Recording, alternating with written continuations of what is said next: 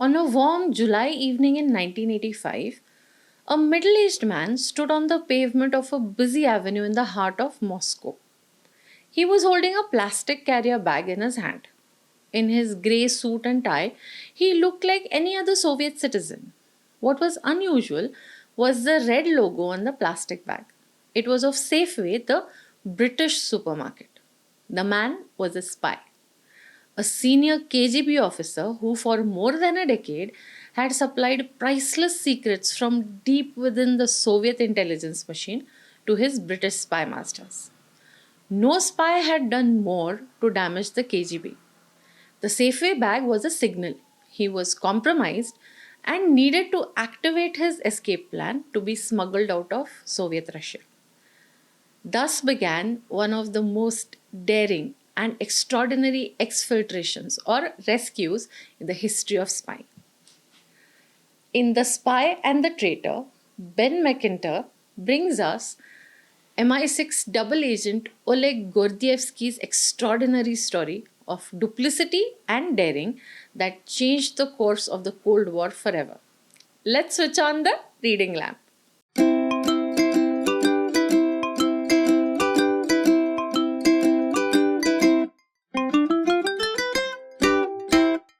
Hello, I'm Masavari, and on this channel, I review books and talk about reading in general. Shall we have a look at the details of today's book? Facts and Figures. The Spy and the Traitor by Ben MacIntyre is a non-fiction book published in 2017 by Penguin. 384 pages long, available in paperback, hardcover, and Kindle editions. Audiobook narrated by the author himself is available on Audible India. The link to buy the book is in the first pinned comment and in the description below. Now, the actual contents of the book, but no spoilers, no worry. Just The cover story. Oleg Gordievsky was born on 10th of October 1938. His father Anton Gordievsky was career KGB. Oleg's older brother Vasily was also a KGB spy. He was one of the illegals. The KGB ran two distinct kinds of spies in foreign countries. The first worked under formal cover, as a member of the Soviet diplomatic or consular staff, or as a cultural or military attaché, as accredited journalists or trade representatives. These legal spies had diplomatic cover, which means they could not be prosecuted for espionage if their activities were uncovered. They could only be declared a persona non grata and expelled from the country. Every Soviet embassy contained a permanent KGB station called Residentura under the command of a resident like a CIA station chief. The counterintelligence of the host country would always be at work trying to figure out which Soviet officials were genuine diplomats and which were spies. The second category of spies, like Gordievsky's brother Vasily, were the illegals who had no official status. They usually traveled under a false name with fake papers and simply blended into whatever country they were posted to. It was much harder to track down the illegals. Oleg Gordievsky studied at the Institute of International Relations in Moscow. He studied history, geography, economics, and international relations, all through the prism of communist ideology. He also learned German because language skills offered one clear pathway into KGB and the foreign travel that Gordievsky craved. He never seriously contemplated anything other than KGB as a career choice. But it was not something you applied for, it was always by invitation. Gordievsky was invited in 1961 for a chat by the KGB. In August 1961, for his first work experience, he was sent to East Berlin as a translator in the Russian embassy. On his very first morning, he woke up to the sound of bulldozers on the streets of East Berlin. The construction of the Berlin Wall had begun.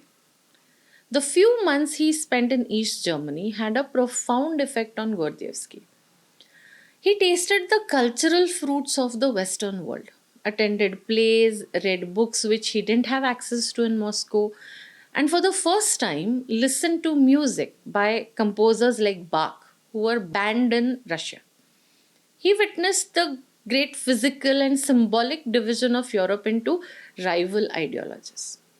When he returned to Moscow, he officially joined the KGB. He had already started to question the ideology, but KGB offered a chance at foreign travel, and the pay and privileges were good. Gordievsky was inducted into the deepest secrets of Soviet spycraft at the KGB's elite training academy. Intelligence and counterintelligence, recruiting and running spies, weapons, unarmed combat, surveillance. He spent the first few years after training sitting at a desk, preparing elaborate documentation for the illegal spies going abroad. He was bored and frustrated. Finally, he was offered a post running illegals in Denmark. He and his then wife Yelena landed in Copenhagen in January 1966 and entered a fairy tale world. Copenhagen was beautiful, clean, modern, and impossibly alluring. Gordievsky was astounded by the range of books available in the first library that he entered, and by the fact that he was allowed to borrow as many books as he wanted and keep the plastic bag he took them away in. There seemed to be very few policemen. To his eyes, the Danes not only seemed brighter and more alive, but culturally nourished. He was smitten by Denmark, its people, its parks, music, and the liberty of its citizens. In January 1968, reformist Alexander Dubček was elected to the post of first secretary of the Communist Party of Czechoslovakia. And he set about liberalizing his country and loosening Soviet yokes. Gordievsky observed these events with rising excitement. If Czechoslovakia could loosen Moscow's grip, other countries might follow suit.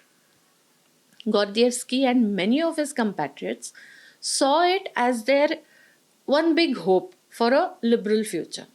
But on the night of 20th August 1968, 2,000 tanks and 200,000 troops, mostly Soviet but with contingents from other Warsaw Pact countries, rolled across Czechoslovakia's borders. By morning, the Prague Spring had been crushed. Czechoslovakia was an occupied country. Oleg Gordievsky was appalled and disgusted.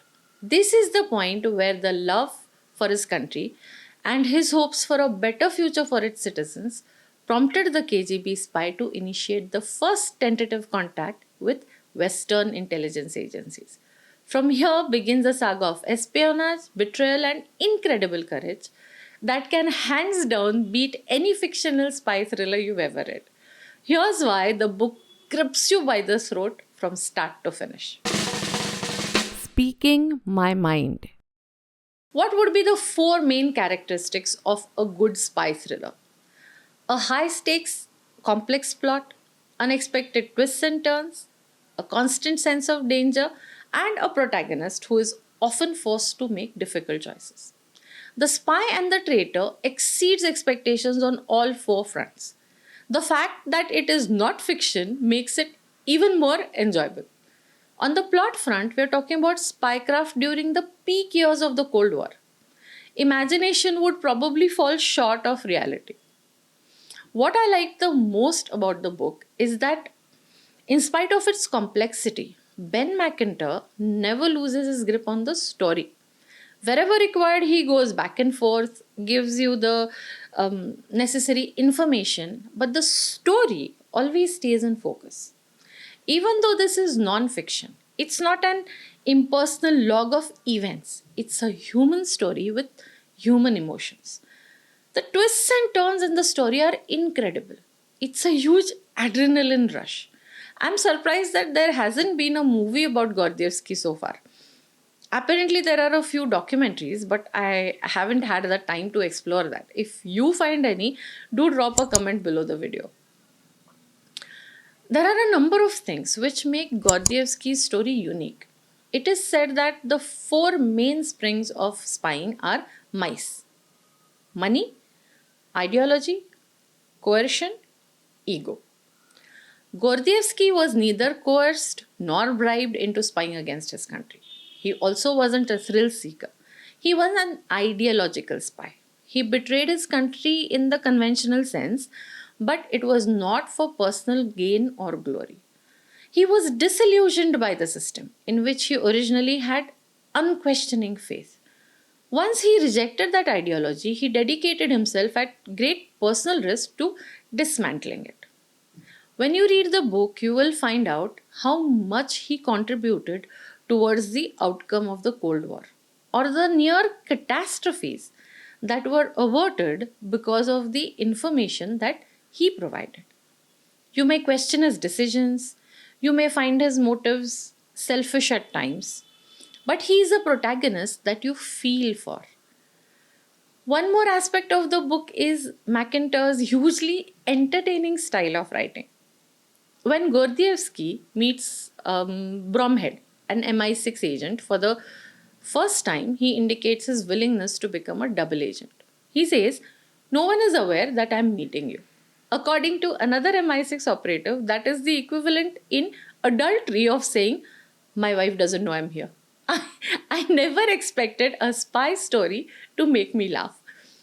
There are a number of anecdotes which tell you that even spies have a sense of humor.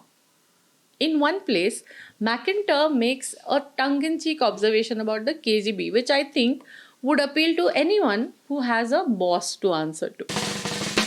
Quote unquote. In a craven and hierarchical organization, the only thing more dangerous than revealing your own ignorance is to draw attention to the stupidity of the boss. I bet you liked that. Now it's time for the LINEDSCAPE rating of today's book. LINEDSCAPE Rating.